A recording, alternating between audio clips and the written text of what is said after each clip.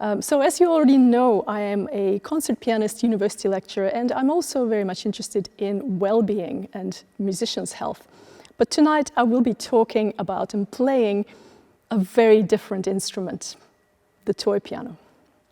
So we're all familiar with the grown-up piano, and of course you can see one behind me.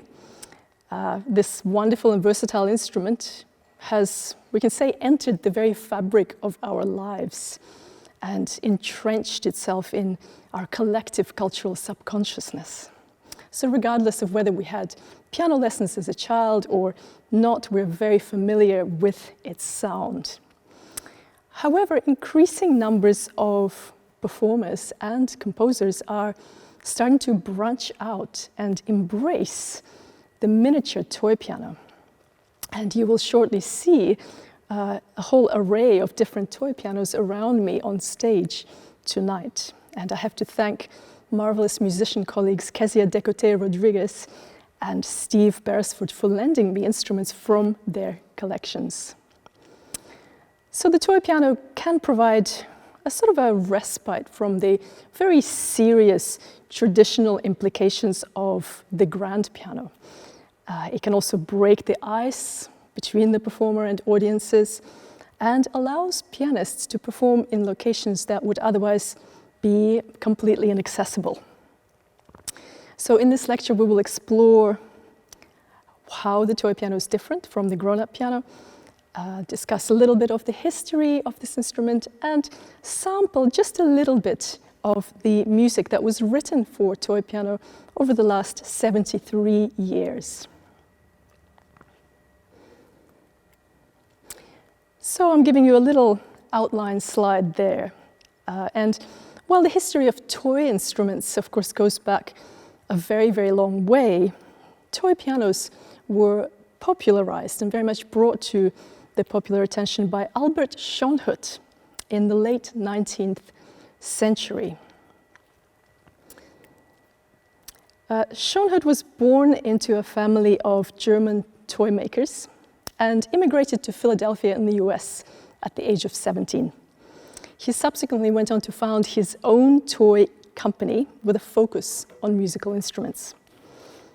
Schoenhut's major achievement, if we can say that, in toy piano design was to replace the original very fragile glass plates that they used to have inside the instruments with metal plates and metal rods. And this was in 1872.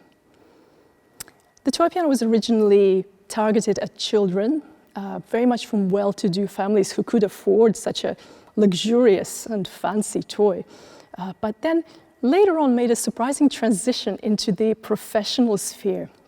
So during the 20th century, composers started writing music for it, performers started playing it, and the toy piano is currently enjoying what we can call an unprecedented popularity as a concert instrument in its own right, with its own growing body of repertoire. So Schoenhut is a popular brand, remains to produce a lot of instruments, produces a lot of instruments, and some of the other brands include J-Mar, which was eventually taken over and bought over by Schoenhut as well. Michelson, which is now discontinued, but I happen to have one here on stage with me. Kawai, which are quite rare, certainly in this part of the world. And also countless other lesser-known varieties from different eras and different parts of the world. So if you happen to have an interesting vintage toy piano sitting unused in your attic and you'd like someone to play it, let me know. So you can see here an image, a photograph of Albert Schoenhut and a little vintage Schoenhut piano that is pictured there. So we'll take a closer look in just a moment. When you look at a toy piano, you will see, of course, that visually it very much mimics the big piano. And toy pianos can also act as sort of a playful introduction for children who might be still too young for piano lessons, but just to help them get acquainted with the layout of the keyboard. However, the similarities pretty much stop there, and as we will learn, these two instruments are in fact very, very different and much more distant than we might imagine from just looking at them.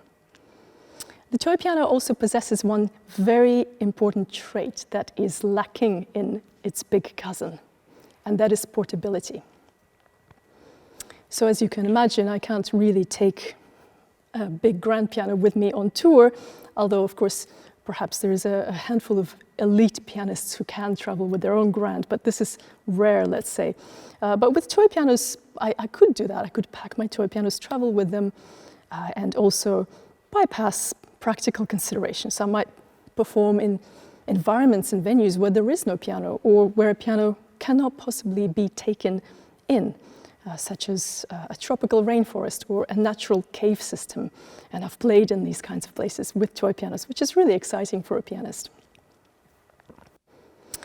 Unlike with the big piano, we also have the choice. We can pick and choose and select specific instruments for specific pieces that suit them well.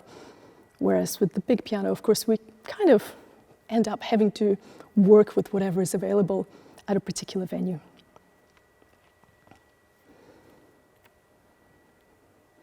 So let's begin by looking at some of the differences. And first of all, the mechanism of the toy piano is, of course, very different. One of the most common mistakes that is made by composers and performers who are approaching this instrument for the first time is the assumption that it is just like the big piano, but small, with a smaller range. And of course, it's true, the keys and the range are certainly smaller, and this also makes it surprisingly difficult to play for a pianist used to a certain length and width of the key. However, it might be psychologically easier to just treat them as two completely different instruments, each with its own set of challenges, and each requiring a different set of skills and technical considerations for performance as well. Instead of strings, of course, we have the metal rods that we already talked about. And normally these days, you would have plastic hammers striking these metal rods. So the sound we get is very characteristic and percussive. It's very different from the strings in a big piano that are played by hammers, wooden hammers covered with felt that are activated from the keys. So you can think of a toy piano as something like a big thumb piano. So maybe you might have seen or come across thumb pianos with metal rods that you pluck and play with your thumbs. It's a kind of a similar sound, similar technique. The performer also has absolutely no control over the resonance. Once the keys are struck, they continue to ring for several seconds, and there's nothing we can do to shape this resonance. On the big piano, we have the pedal, we have dampers, so we can cut off resonance and stop it. We have no way of doing this on a toy piano, so it's kind of luck of the draw there. What this means is that as a pianist who trained for years in certain techniques, I have to completely throw some of these things out the window and relearn how to play. For example, the whole idea of playing legato or smoothly joined to make a melody, or staccato or short. This just doesn't really work on the toy piano in the same way at all. So to illustrate these differences, I'd like to play you just a tiny bit of the beautiful opening of the second movement of a classical piano work that many people know and love, Robert Schumann's Viennese Carnival Jest, Opus 26. So playing this melody on a regular piano, I can control the resonance somewhat. I can add pedal after I strike the key, so I can prolong and shape the notes and make them sing.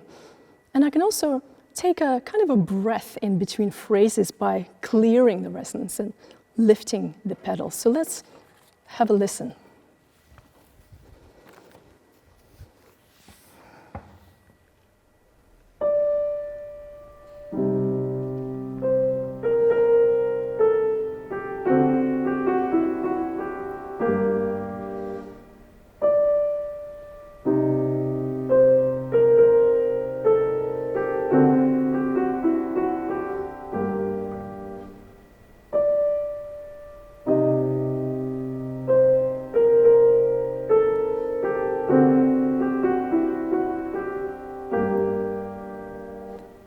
can also enjoy the rich bass resonance, which of course wouldn't be possible in a toy piano because of the short range.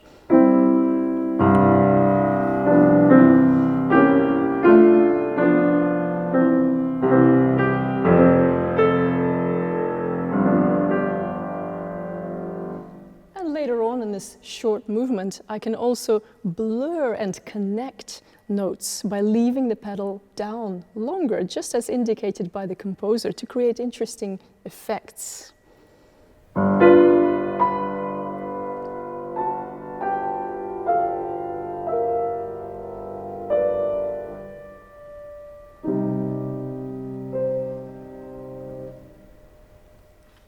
So let's hear what this sounds like on the toy piano.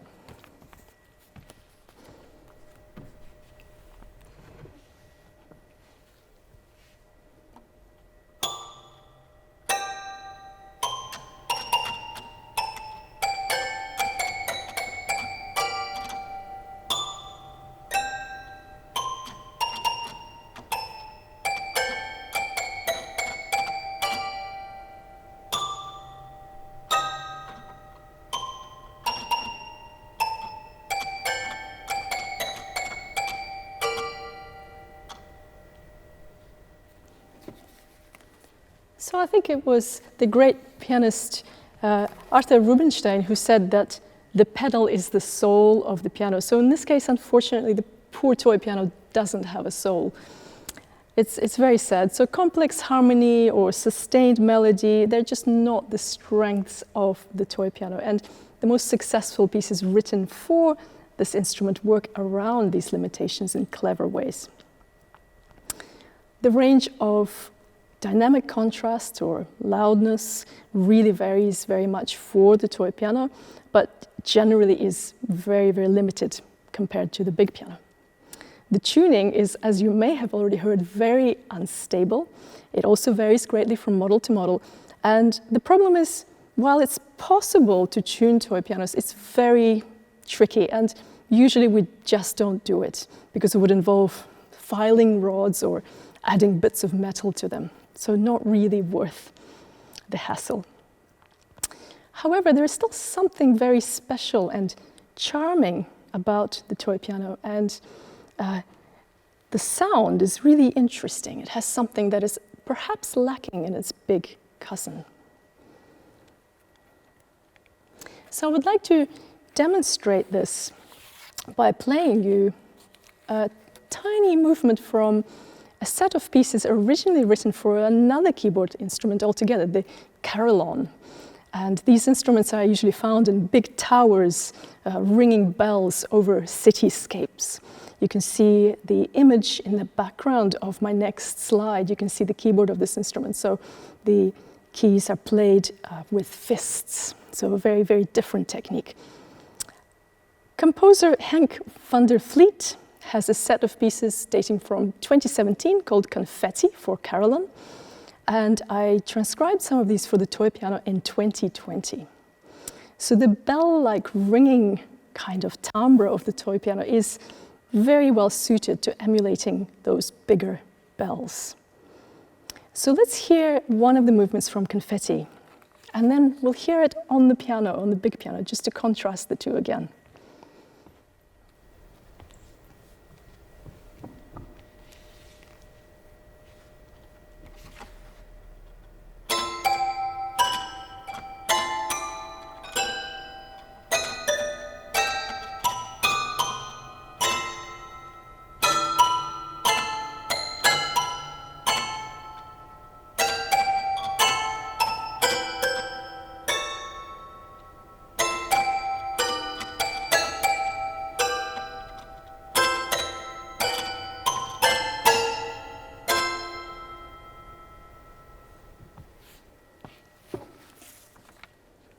So we really get a sense of ringing bells in this excerpt.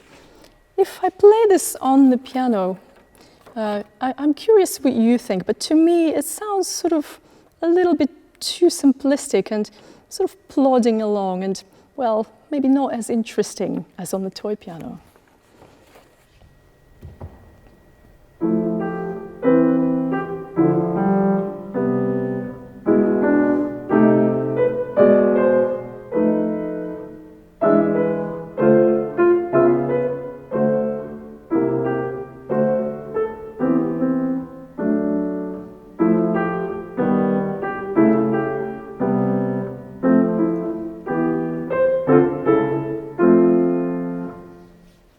So some of the charm is lost with this added resonance that we get on a toy piano. So let's go back in time now to the first piece of concert music ever written for toy piano. This is the 1948 suite for toy piano by American composer, innovator, and mushroom enthusiast John Cage. Originally composed to accompany a dance work by choreographer Merce Cunningham, the 5-movement suite uses only 9 notes. It's very, very limited, and it was written masterfully for a truly miniature toy instrument that had only white keys. So some of you may have had a similar toy as children, and I'm going to just hold this up here. So this little instrument that you can see literally has black keys painted, drawn on in between the white, in the cracks. So it's really just to create a visual analogy of the keyboard, but in fact it only has white keys. The tuning of this particular model is also rather special, and it's really, really tricky to play. It makes me feel like I have huge, fat, giant fingers that just can't really fit in between the keys. So Cage was, of course, no stranger to working with limitations in order to find creative solutions. And the famous example is the prepared piano that he created by experimenting with inserting objects in between the strings of the piano to obtain sounds of a whole percussion orchestra, because a real percussion orchestra couldn't fit into the performance space. Cage went on to write music for amplified toy pianos in 1960, which takes an entirely different and very theatrical approach. In the suite, Cage also has theatrical elements. He goes as far as to indicate wildly contrasting levels of dynamics, ranging from very soft to very loud, and of course this should be taken with some humor, especially on a very limited instrument such as this one. There is also mysterious notation indicating, for example, sudden key releases or silently held tones. And the latter effect is completely lost on the toy piano. Holding down keys silently does nothing to the resonance, unlike on the big piano, where you would have some sympathetic string vibration. But we can say that this notation influences the physical gesture of the performer, and this way the visual impact of the performance. So let's listen now to the first 2 movements of the suite for toy piano, played on the very, very small toy piano we have here.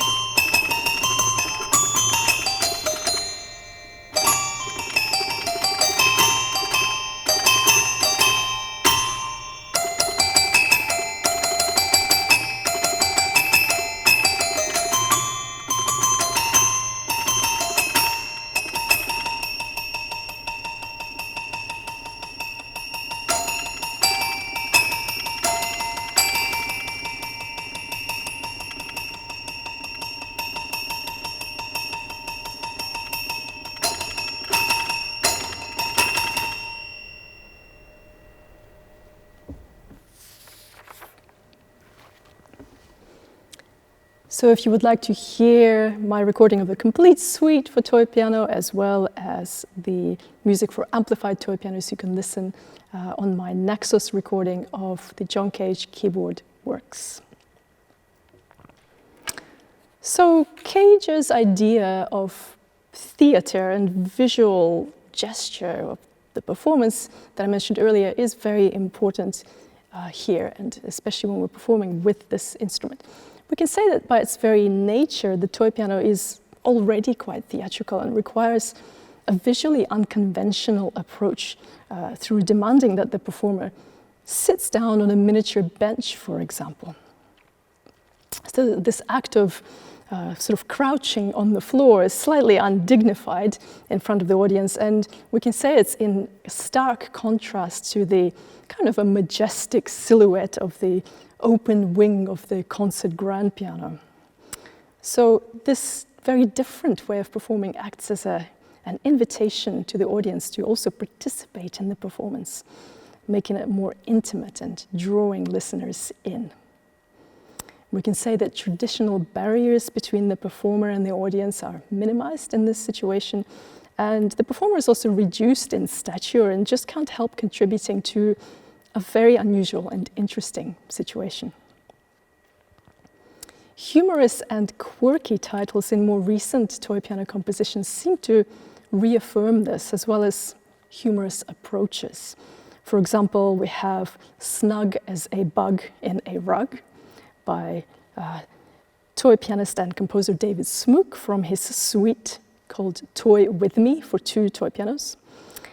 We also have theatrical performances by composer and toy pianist Phyllis Chan, who fries an egg during one of her performances.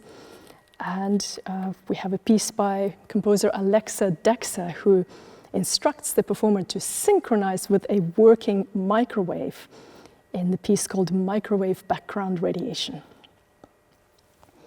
This way of performing can perhaps also be seen as a rebellion of sorts against the weight of tradition that we might associate with classical piano repertoire.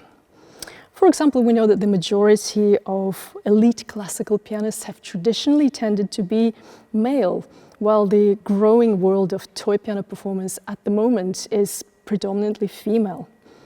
Musicians such as Margaret Langtan, who was described as the queen of the toy piano by the New York Times, Phyllis Chen and Isabel Ettenauer have very busy and active toy piano performance careers.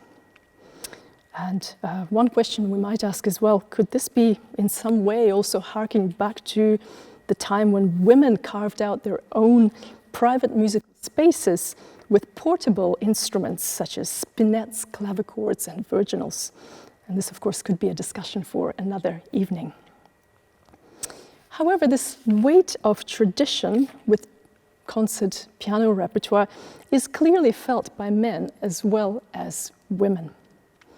Composer Karlheinz Essl writes, "At the beginning of the 3rd millennium, I had a strange encounter with a strange instrument, the toy piano, which at first didn't attract me that much. After being forced to dedicate myself to this instrument, I soon understood that it has nothing to do with the piano as we know it. When I hit a key on a regular piano, I'm not just hearing a note, but also the whole history of the instrument with its repertoire from Bach to Boulez. This fact always makes it difficult for me to compose for piano, as it always reminds me of historical music that I love and also abhor. This didn't seem to happen to me when I was playing on the toy piano." The resulting sense of freedom led Essl to compose at least 11 pieces for toy piano to date, many of which combine the instrument with intricate electronic processing as well. One of Essl's most frequently performed pieces contributed to what we call the toy piano revival in the early 2000s. So this period of time followed a bit of a lull in toy piano composition, where the toy piano as a concert instrument almost slipped into obscurity after the John Cage suite. During this time, however, in the early 2000s onwards, new pieces for toy piano started appearing, kind of like mushrooms after heavy rain, and this is an intentional John Cage pun there. Karlheinz Essl's Kalimba was one of these pieces. It was written in 2005. In this piece, the performer places a portable loudspeaker inside the toy piano. So this is connected to an MP3 player, and the live performance is synchronized with pre-recorded and live sounds that are blended together, appearing to come from the same sound source. And of course, I just gave away the whole effect, but it's really quite magical if you come to a concert not expecting it, and then you hear this strange, amazing sound coming from inside the toy piano. So the blending of the two sound sources creates really interesting and complex aural illusions through very simple means. So let's listen to the beginning of this piece.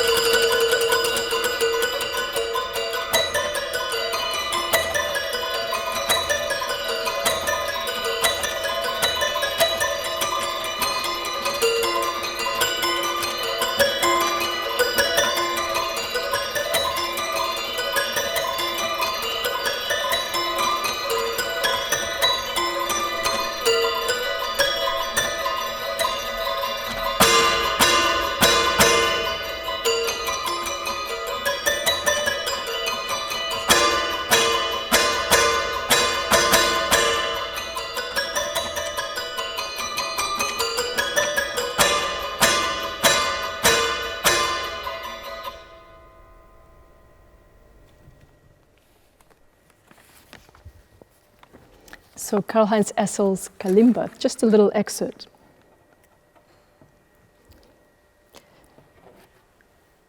Well, Essl magnifies the capabilities of the toy piano through electronics and also asks for the biggest model possible, which is the one that I played on, the 37-key Schönhut.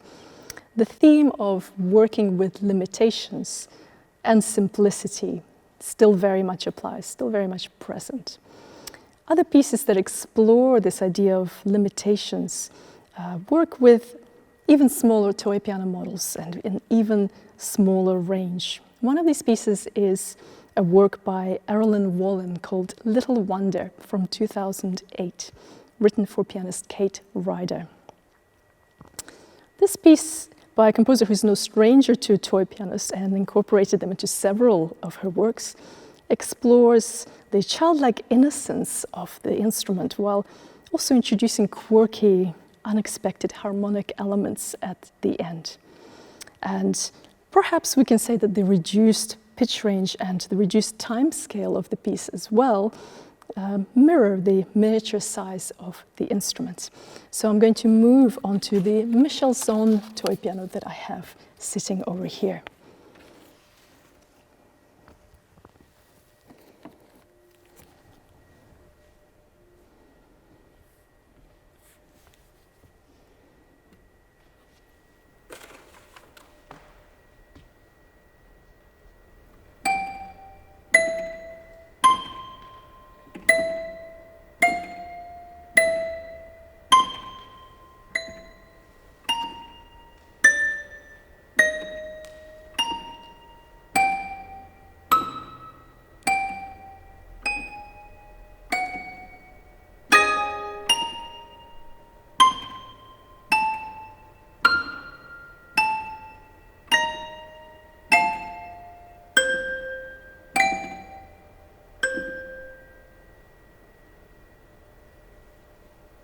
Little Wonder by Errollyn Wallen.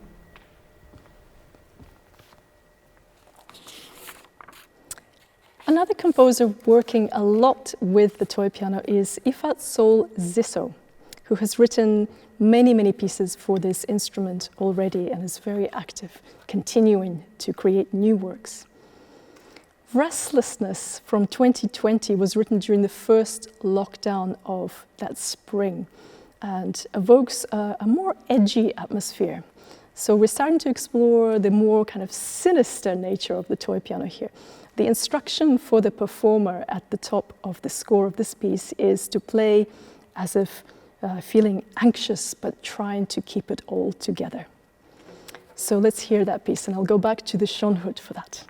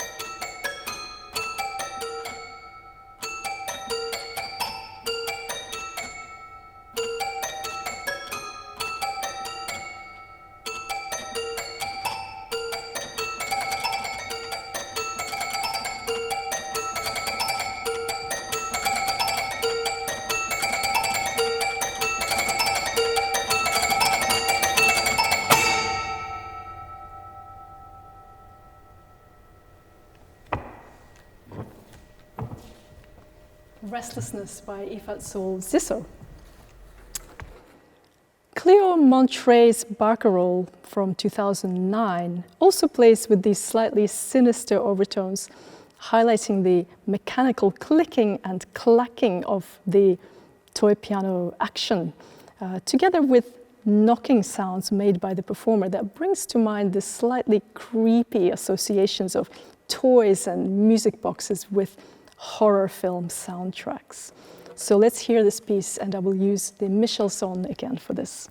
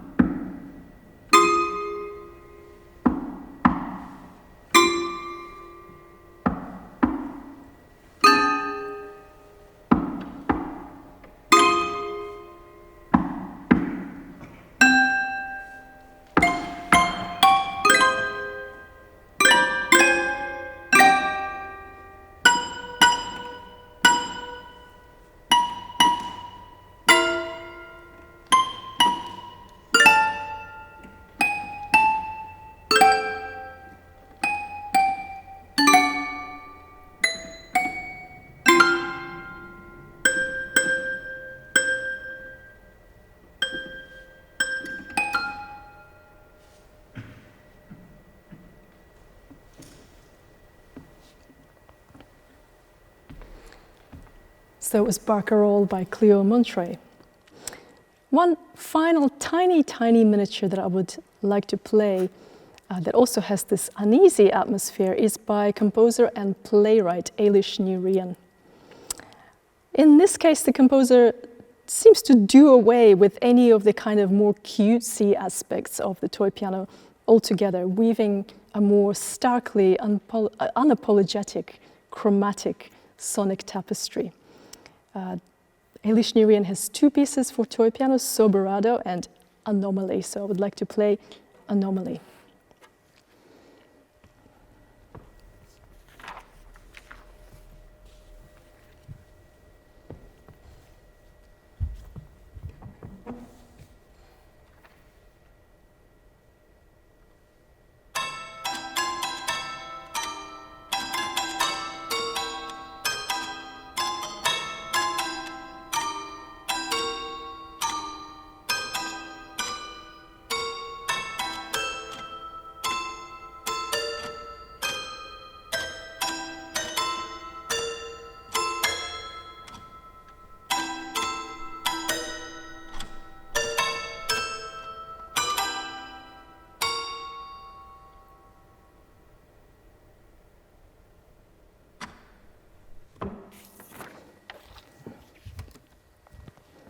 So all of these pieces so far have been very short and explored the limitations of the toy piano. However, while the toy piano definitely does reduced textures very well, it can also be used in more complex ways. Michael Finnissy elaborates material in his piece Sonata for toy piano from 2006 with kind of a more opulent harpsichord-style Baroque treatment. We have trills and decorations. This piece weaves delicate rhythmic complexity together with silences and is a sort of an allusion to the keyboard sonatas of Domenico Scarlatti. So harpsichord allusions definitely present there.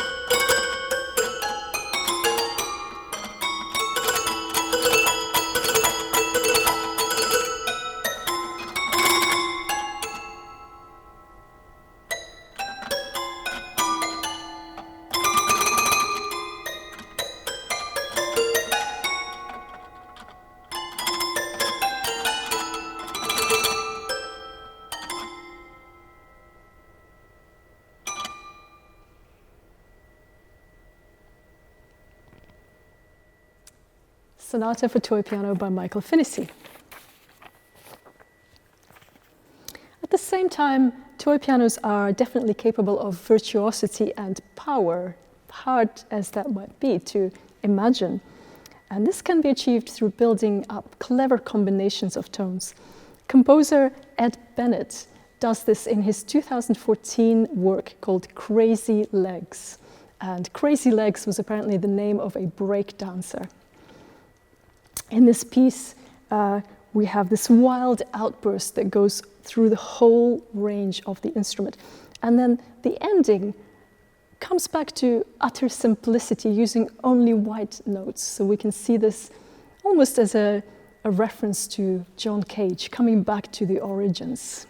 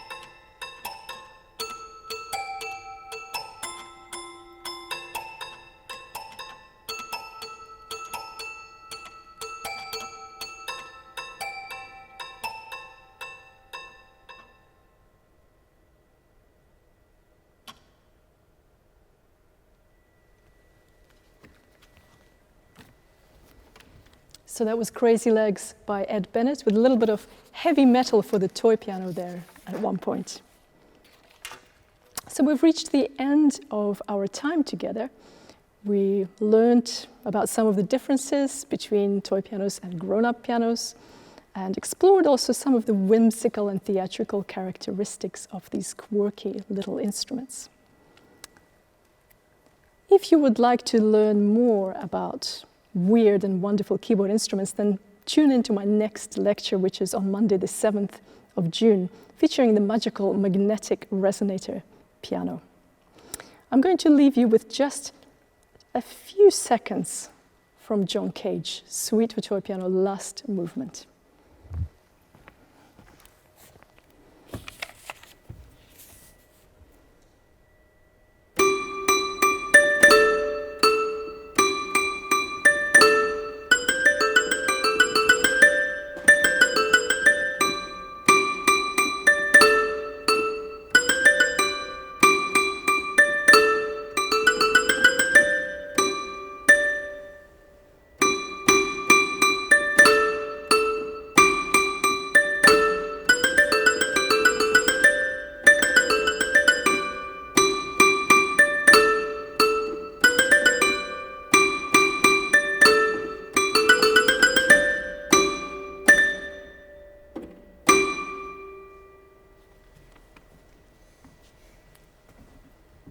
Thank you.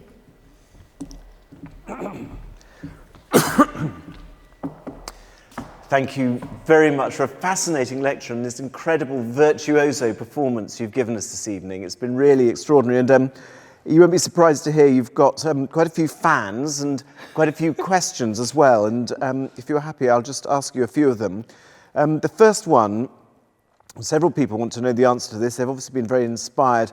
Are Michael stones still manufactured to this day? If yes, where? What's the best way to find them? And are they expensive?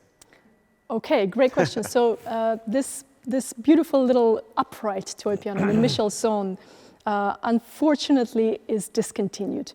But we can still find them secondhand, so you might be able to find on eBay and so on. My suggestion would be just to keep looking, and eventually one will show up. I don't actually own this one, so this was lent to me by Kezia Decote Rodriguez, who is also a pianist and toy pianist. And the price range depends, so I couldn't tell you off the top of my head.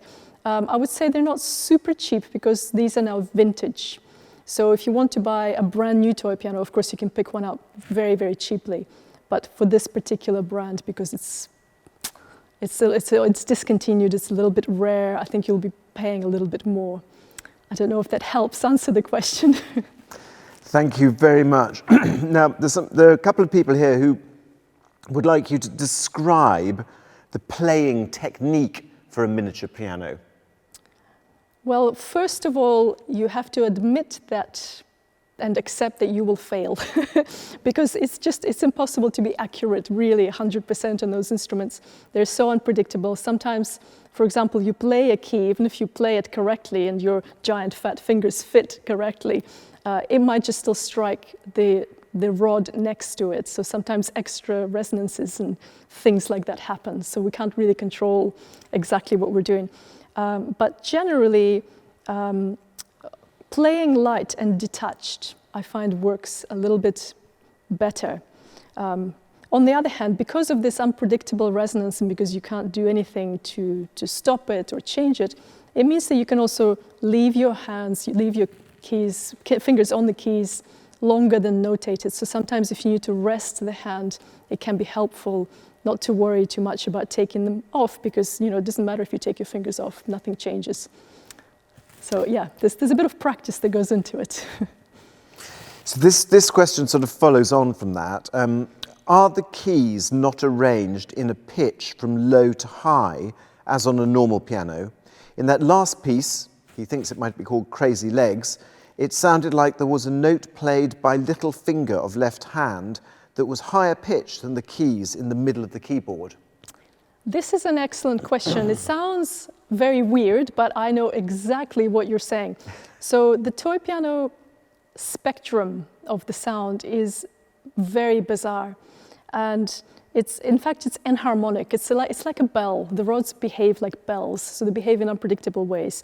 And sometimes we hear higher components of the sound. So even though I was playing a note in the bass register, some of the higher partials perhaps sounded stronger.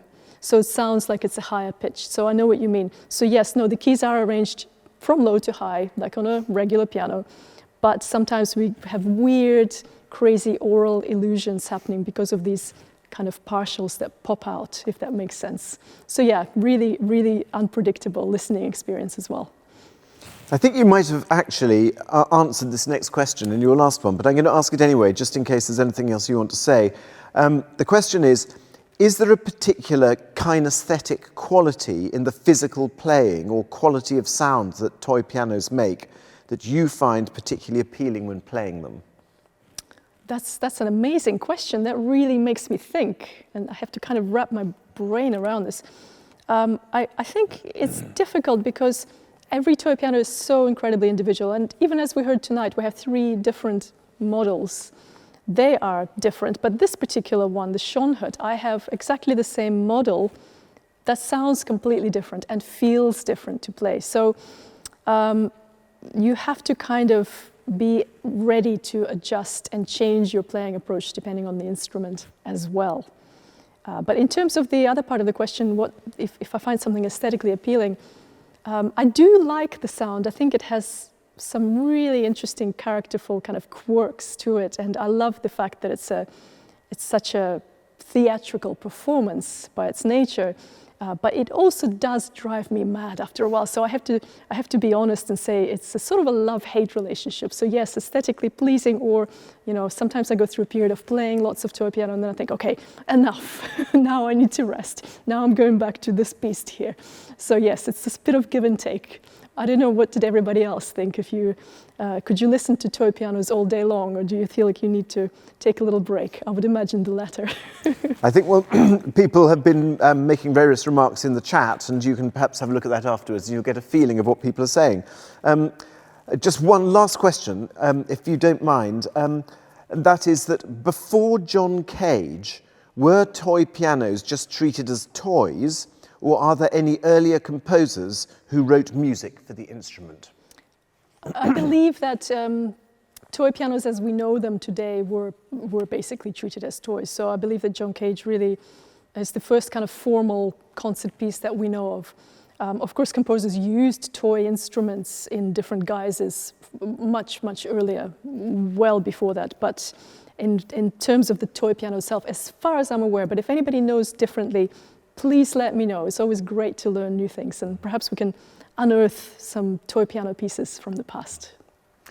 Well, that's all we've got time for this evening, but I'm pleased to say that Dr. Pestova Bennett will be returning, as she's just told us, on the 7th of June at 6 p.m. Her lecture, which is amazing sounding, is called Cyborg Piano, Magnetic Resonance Piano. And we look forward to that. But in the meantime, thank you very much for an excellent lecture this evening. Thank you. Thank you so much. Thank you.